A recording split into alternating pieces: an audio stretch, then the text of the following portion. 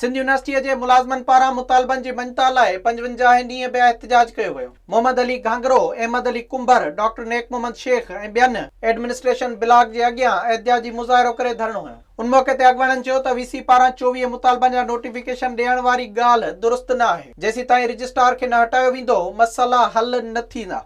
कल जो wise chancellor हिते 24 आर्डर खणी आयो हो, मुतालबन जा आर्डर खणी आयो। उहे 24 मुतालबन जा आर्डर कोन हुया, पर उहे DPC में कुछ प्रोमोशन जा आर्डर हुया जेके असांजा अलाए केतिरा मुलाज़िम हुया।